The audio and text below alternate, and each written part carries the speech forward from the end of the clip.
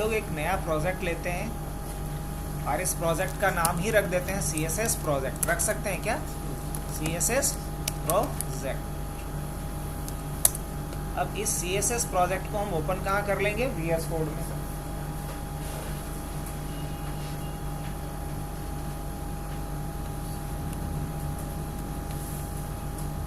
अब इसमें हम लोग आ जाते हैं प्लस वाले पे। यहाँ आकर के सबसे पहले एक हम बना देते हैं notes.txt। बस इस समझाने के लिए इसको मैं बना रहा हूँ। अब अगर कोई पूछे आपसे कि CSS है क्या, तो क्या बोलोगे एक लाइन में? क्या है? हाँ, कैस्केड स्टाइल शीट बोला जाता है, ये इसका फुल फॉर्म हो गया। और अब रही बात है क्या, तो बोलेंगे कि एक styling CSS is used for a styling of HTML elements। HTML elements की स्टाइलिंग के लिए हम जिसका इस्तेमाल करते हैं उसी को क्या बोलेंगे? CSS। तो क्या बिना CSS का कोई भी वेबसाइट ढंग का बन सकता है? बोलेंगे नहीं। हाँ, हम CSS डायरेक्ट नहीं यूज करते हैं। हो सकता है कि हम CSS का कोई फ्रेमवर्क यूज कर लेंगे, जैसे बूटस्ट्रैप, जैसे टेलविंड, लेकिन वो भी इंटरनली क्या है? CSS। कोई बोलता है हम दूध नहीं इस्तेमाल करते, लेकिन दूध का बना हुआ चाय पी रहे हैं, दूध से बना हुआ दही खा रहे हैं, तो वही बात है, लेकिन उसमें है क्या? वही है, दूध ही है। तो उसी तरीके से CSS के बिना कोई भी वेबसाइट आप स्टाइल कर ही नहीं सकते। और अगर CSS या तो आप डायरेक्ट यूज करो, जिसको कि प्योर CSS बोलते हैं, या फिर बना बनाया बहुत सारा CSS है जिसको कि उसका फ्रेमवर्क कहते हैं, जैसे टेलविंड, जैसे बूटस्ट्रैप। ये दो बहुत ही पॉपुलर फ्रेमवर्क है CSS का। अब फ्रेमवर्क क्या होता है कि बना बनाया टेम्पलेट्स है, बस हमें उसका नाम याद रखना है। हम डायरेक्ट उसका नाम अगर याद है तो यूज करके स्टाइलिंग कर सकते हैं, इसीलिए उसे फ्रेमवर्क कहते हैं। तो CSS है क्या, तो क्या बोलेंगे? अगर मैं यहाँ भी जाता हूँ, लिखता हूँ क्या, व्हाट इज CSS। क्या कह रहा है? CSS is the language we use to style web page. बात वही है।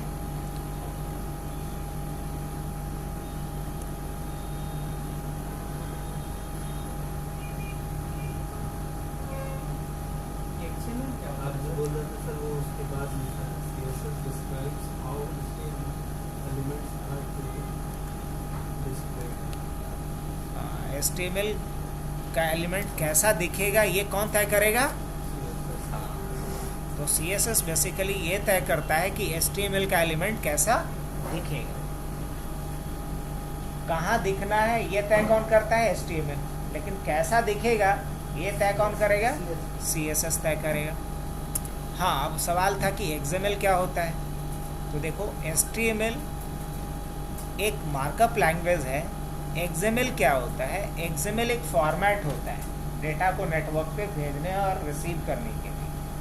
अब हालांकि XML यूज़ नहीं होता, उसके जगह पे JSON का यूज़ होता है। अगर नाम सुना होगा तो ठीक, ना तो सुनोगे आगे। JSON है ना, जावा script object notation.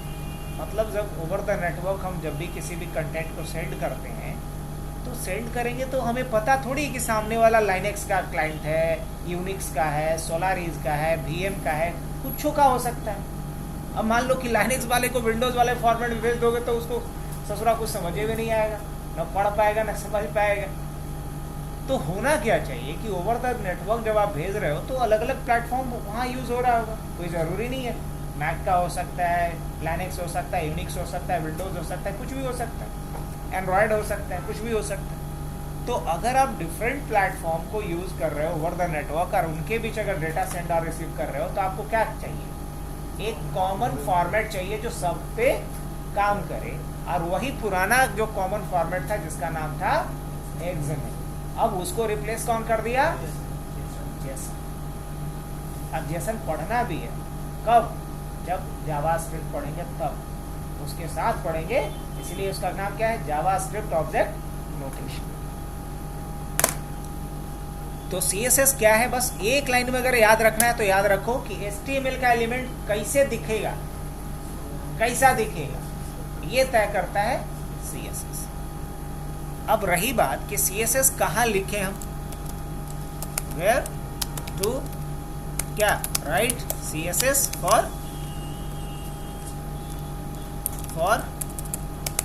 HTML elements.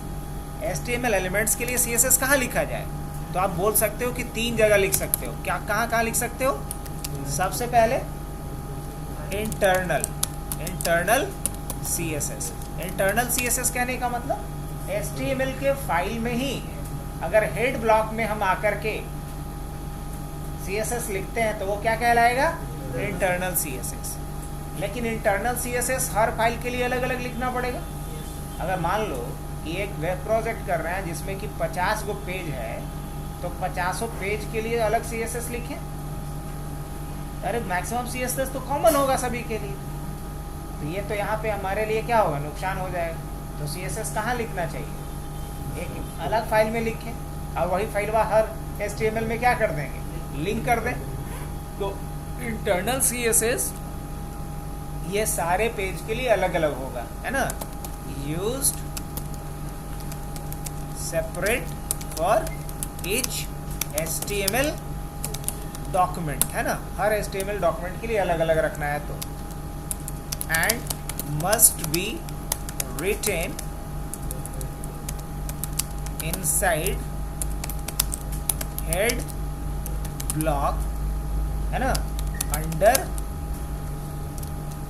Under style tag. और कहाँ लिखा होगा? स्टाइल टैग के अंदर लिखा गया होगा।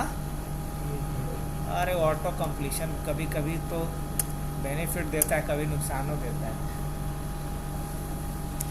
और इंटरनल के बाद फिर क्या है? एक्सटर्नल CSS है। और एक्सटर्नल CSS जो होता है यूज्ड फॉर ऑल HTML। आप खुद सोच के देखो कि ज़्यादा बढ़िया ही नहीं रहेगा। Use for all HTML documents and must be written in a separate CSS file. एक सेपरेट CSS फाइल के रूप में लिखा होगा। और एक होता है आपका इनलाइन CSS। एक क्या होता है? Inline CSS। अब ये इनलाइन CSS का क्या मतलब है? अब प्रायोरिटी सबसे हाई किसी का रहता है, किसका? इनलाइन का। अगर हम प्रायोरिटी की बात करें तो सबसे ज़्यादा प्रायोरिटी किसका होता है? इनलाइन। उससे कम इंटरनल, और सबसे कम किसका? एक्सटर्नल का। अरे बाहरी लोगों का कम वैल्यू होगा, सबसे ज़्यादा वैल्यू किसका? खुद का, उसके बाद अपनों का, और उसके बाद बाहर वाले का। तो वही बात है, खुद का मतलब इनलाइन, अपनों मतलब इंटरनल, और बाहर वाला मतलब एक्सटर्नल। और एक आप लोग कॉमेडी शो भी देख सकते थे, एक हप्पूस की उल्टन पलटन आता था। तुम लोग सुने हो गया, नहीं तो सर्च करके देखना यूट्यूब पे, अगर मूड फ्रेश करना हो। हप्पू की उल्टन पलटन। तो हप्पू एक रिश्वतखोर दरोगा रहता है, उसका वो कैरेक्टर है। उसमें उसके बाल बच्चे 9 रहते हैं, 9 ठैये बाल बच्चे होते हैं उसके, और उसके सारे तकिया कलाम रहता है 9 ठैये। उसमें कोई भी बच्चा अगर उसको टॉर्चर करता है, एट लास्ट वो खुद को ये बोल करके खुश हो लेता है, अपनों तो अपनों हो। तो मतलब अगर बाहर वाला कुछ बोलेगा तो ठीक है, बुरा लग सकता है, लेकिन जब अपने कुछ बोले तो बुरा नहीं लगता है। तो फिलहाल इनलाइन का क्या होगा? प्रायोरिटी सबसे हाई होगा। Used for separate HTML element and must be written inside the HTML tag। अब देखो अंतर क्या है। ये जो इंटरनल है पूरे HTML पेज के लिए रहेगा, ये सारे HTML पेज के लिए रहेगा। और ये किसी खास एलिमेंट के लिए रहेगा, याद रखना इस पॉइंट। अगर किसी खास एलिमेंट के लिए कोई स्टाइलिंग करना चाह रहे हैं तो इनलाइन कर सकते हैं। अगर हम सारे पेज के लिए एक ही जगह स्टाइल लिखना चाह रहे हैं तो एक्सटर्नल, और हर पेज के लिए अलग अलग स्टाइल रखना चाह रहे हैं तो इंटरनल।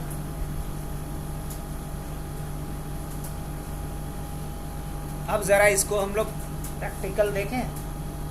अब रही बात इसमें मेन क्या क्या पढ़ना होता है, तो बहुत कुछ है इसमें मेन, लेकिन मेन अगर हम टॉपिक की बात करें शॉर्ट में, तो सबसे पहले हमें इसमें आना चाहिए क्या, फॉन्ट आना चाहिए। बहुत कॉमन चीज़ है, क्या आना चाहिए, फॉन्ट आना चाहिए। क्या आना चाहिए, बॉर्डर आना चाहिए, यूज़ भी किए होंगे। शैडो आना चाहिए, शैडो के अलावा फिर और क्या आना चाहिए, और ट्रांसपेरेंसी आना चाहिए, या ऑपेसिटी भी बोल सकते हैं। सही है स्पेलिंग, ऑपेसिटी हो सकता है। इसके बाद ब्लर करना हो सकता है। इसके अलावा और क्या हो सकता है, कलर चेंज करना हो सकता है। इसके अलावा साइज चेंज करना हो सकता है। इसके अलावा बैकग्राउंड चेंज करना हो सकता है। इसके अलावा फॉर जो टेक्स्ट का कलर होता है उसे क्या बोलते हैं, फॉरग्राउंड हो सकता है, चेंज करना हो सकता है। फिर ट्रांजिशन हो सकता है। ट्रांजिशन के बाद क्या हो सकता है, एनिमेशन हो सकता है। इसके अलावा ट्रांसफॉर्मेशन हो सकता है। ट्रांसफॉर्मेशन का मतलब होता है कि जिसका पोजीशन, आकार बदल सके हम टाइमिंग के हिसाब से, ट्रांसफॉर्मेशन हो सकता है। इसके अलावा फ्लैक्स बॉक्स, अब इम्पोर्टेंट पार्ट पे आ जाए, फ्लैक्स बॉक्स हो सकता है, ग्रिड हो सकता है, ग्रिड हो सकता है। इसके अलावा रेस्पॉन्सिव हो सकता है, या इसको मीडिया क्वेरी भी बोला जाता है। क्या, मीडिया क्वेरी बोलेंगे। तो इम्पॉर्टेंट पार्ट में ये सारा कुछ है जो हमें CSS में कम से कम लगाना आना ही चाहिए। इसके अलावा हमें सूडो एलिमेंट के बारे में आना चाहिए। Pseudo element and selector. अब जैसे कि अगर हम होवर करें तो कोई नया एलिमेंट आ जाए, होवर करें तो कोई एलिमेंट यहाँ से गायब हो जाए, उसके लिए मुझे सूडो एलिमेंट या सूडो सेलेक्टर का ज़रूरत पड़ेगा। तो ये कुछ कॉमन है जो हमें CSS में आना ही चाहिए। इसमें अगर मोस्ट इम्पॉर्टेंट की बात करूँ तो ये सब इम्पॉर्टेंट ही है, फालतू कुछ भी नहीं लिखा गया। अब रही बात इसके अलावा डिस्प्ले प्रॉपर्टी, इसके अलावा पोजीशन प्रॉपर्टी, ये भी बड़ा काम का है। क्या क्या, डिस्प्ले और पोजीशन, बहुत बार यूज़ कर रहे होंगे हम लोग इसका। इसके अलावा अरे यार, मार्जिन और पैडिंग को कैसे भूल गया, है ना, बॉर्डर तो लिख ही चुके हैं। मार्जिन और पैडिंग आना चाहिए। तो ये कुछ कॉमन CSS की स्टाइलिंग है जो हमें आना ही आना चाहिए, और इस पर जितना ज़्यादा मास्टरिंग करेंगे उतना ज़्यादा बेहतर हम डिज़ाइन बना सकते हैं। इमेज कोई CSS का एट्रीब्यूट नहीं है बच्चा, इमेज की स्टाइलिंग कर सकते हैं। जैसे उस पर बॉर्डर लगा सकते हैं, शैडो दे सकते हैं, उसके साइज को ये चेंज कर सकते हैं, हाइट विड्थ चेंज कर सकते हैं, है ना। क्या बोल सकते हो, साइज। अब साइज में क्या कर सकते हैं हम लोग, हाइट या विड्थ ये दे सकते हैं। फोटो खींच लो, क्योंकि हम तो खुद ही भूल जाते हैं, याद हम रहता नहीं है, पढ़ाते वक्त याद आता है। तो देखो ये सारी चीज़ें मैं पूछूंगा आपसे, और ये हर चीज़ को, या एक हम लोग कल से टारगेट लेते हैं, एक फुल फ्लेजेस वेबसाइट बनाते हैं हम लोग, उसमें सारा HTML एलिमेंट लेंगे, सबकी स्टाइलिंग करते चलेंगे। और बाद में उसी के ऊपर हम लोग PHP और CS ये जावास्क्रिप्ट भी लगा लेंगे।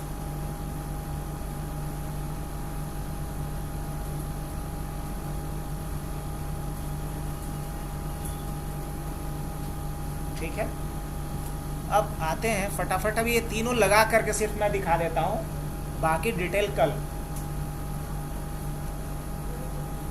तो एक हम बनाते हैं index.html और एक हम बनाते हैं style.css। अब अगर यहाँ आते हैं हम लोग, अभी क्या डालते हैं, सिर्फ एक्सक्लेमेशन डालते हैं और कुछ नहीं।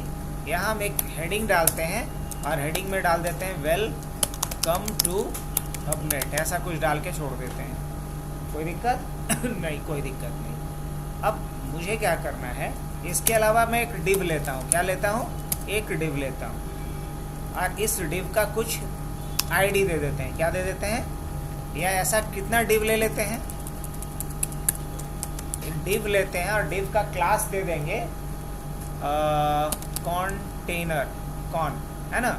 और ऐसा कितना चाहिए मुझे? ऐसा मान लो 3 चाहिए। अब सबका ये तो हो गया।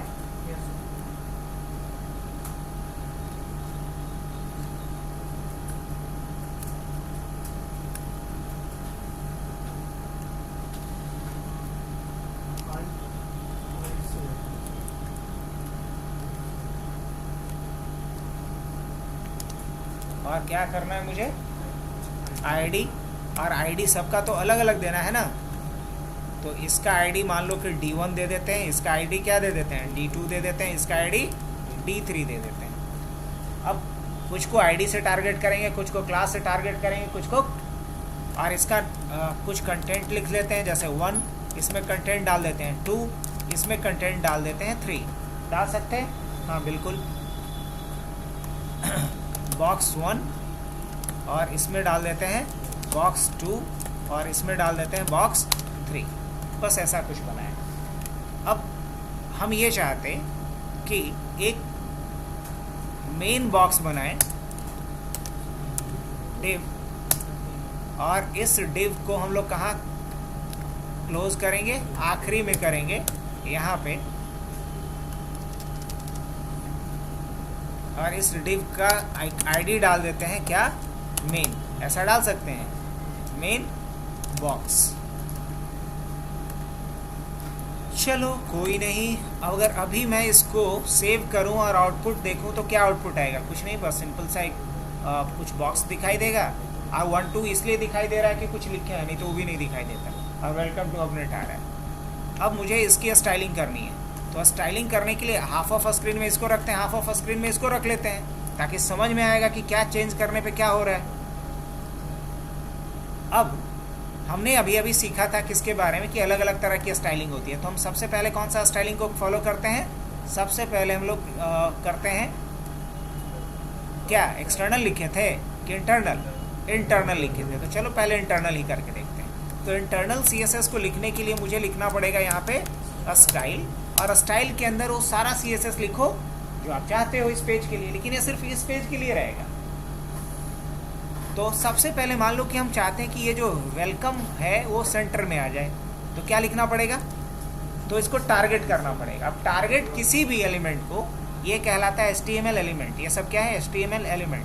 और किसी भी HTML एलिमेंट को टारगेट हम कर सकते हैं। यहाँ मुझे क्या करना होता है? टारगेट करना होगा HTML एलिमेंट्स को। अब बाई क्या क्या से टारगेट कर सकते हैं? या तो टैग से, या तो क्लास से, या तो आईडी से। टारगेट करना ही पड़ेगा मुझे।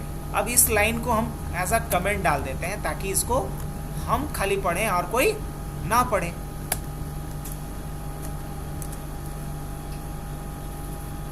अब यहाँ मुझे 2 चीज़ें लिखनी पड़ती है। पहला लिखना होता है क्या? पहले लिखेंगे हम टैग या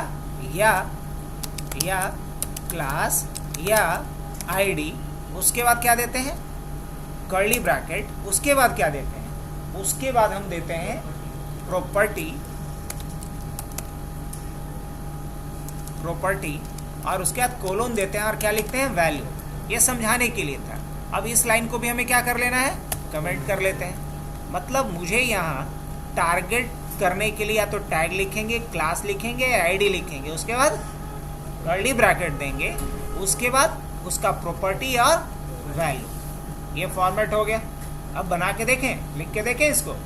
हाँ देखते हैं। अब मान लो H1 को टारगेट करना है तो हम लिखेंगे H1 और उसके बाद क्या स्टार्ट करेंगे, कर्ली ब्रैकेट, और कर्ली ब्रैकेट के अंदर क्या डालेंगे, क्या करना है मुझे, इसको अलाइन करना है सेंटर में, तो क्या लिखेंगे, टेक्स्ट अलाइन, एक क्या है प्रॉपर्टी, और इसका वैल्यू क्या डाल देंगे, सेंटर।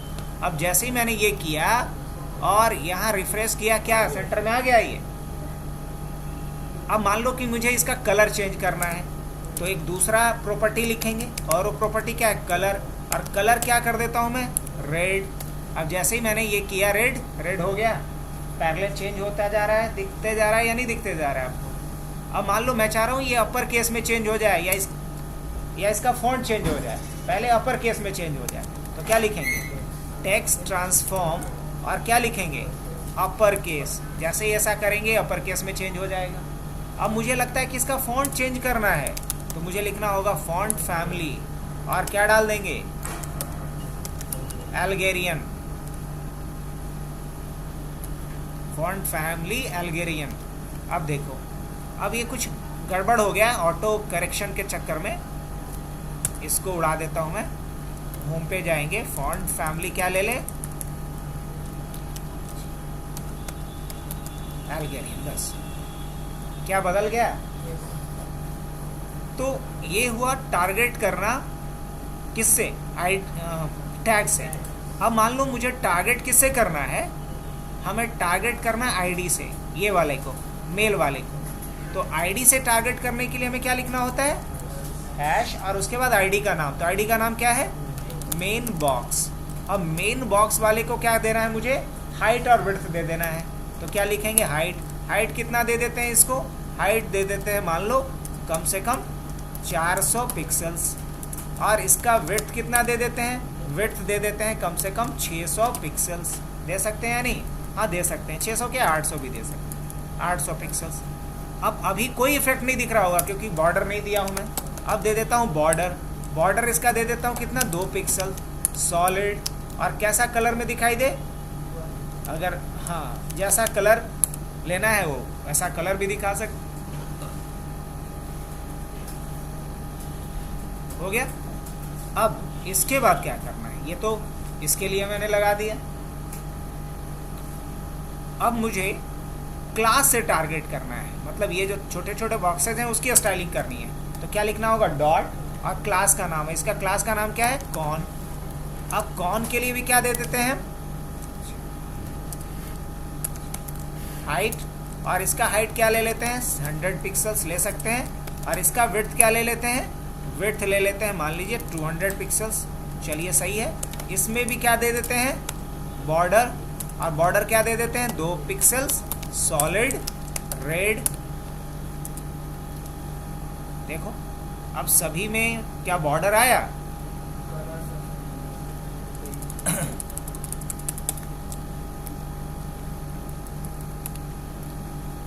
देखो सभी में आ गया। अब एक के बाद एक आ रहा है, उसके पीछे अलग कहानी है। उसके पीछे कहानी ये है कि ये सारे के सारे जो बॉक्सेस हैं वो क्या है, ब्लॉक एलिमेंट है। अगर इसी का एक प्रॉपर्टी होता है डिस्प्ले, इसको अगर हम कर देंगे इनलाइन ब्लॉक तो ये इस तरीके से आ जाएगा जो हम एक्सपेक्ट कर रहे थे। नहीं, अब इसी के अंदर जो टेक्स्ट है अगर हम चाहते हैं सेंटर में आ जाए तो उसके लिए हमें क्या करना होगा, टेक्स्ट अलाइन क्या कर देना होगा, सेंटर। अब जो टेक्स्ट है वो सेंटर में आ गया। अब वर्टिकली सेंटर में लाना है तो इसके लिए होता है लाइन हाइट। क्या होता है, लाइन हाइट। और इसका जो हाइट है कंटेनर का वही लाइन हाइट का वैल्यू डाल दीजिए, बीच में आ जाएगा। हाँ क्या ये लाइन हाइट, तो लाइन हाइट अलग डालोगे तो फिर नहीं आएगा। फिर अब उसके हिसाब से मिला के देखो, जैसे डाल दिए तो नीचे आ गया। तो ये था क्या तुम्हारा इंटरनल CSS, और इसमें हम तीनों के थ्रू टारगेट कर लिए। किसके किसके थ्रू, टैग के थ्रू भी, आईडी के थ्रू भी, और क्लास के थ्रू भी।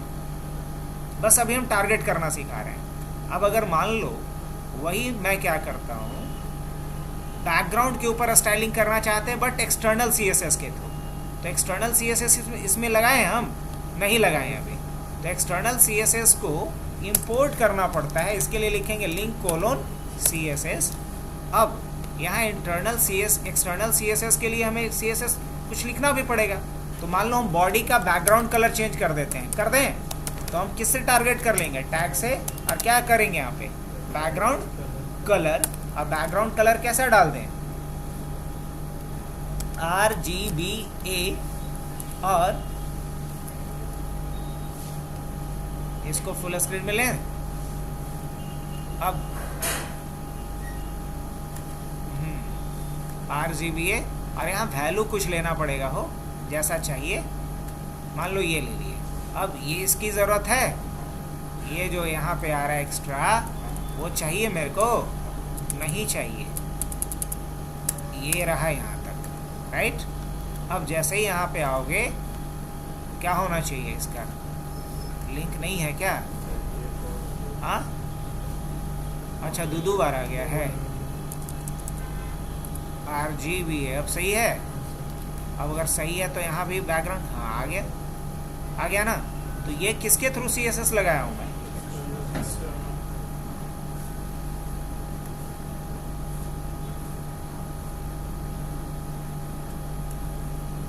अब ज़रा करके देखो कुछ इस तरीके से दिखेगा बॉक्स।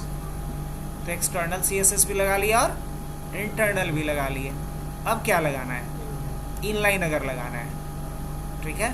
अब इस इनलाइन में क्या लगा के दिखाऊं मैं, साइज लगा के दिखाऊं, हाँ। अब मान लो इस वाले का कलर अलग कर देते हैं, ठीक है। तो क्या लिखना पड़ेगा मुझे, स्टाइल। क्या लिखना होता है, स्टाइल।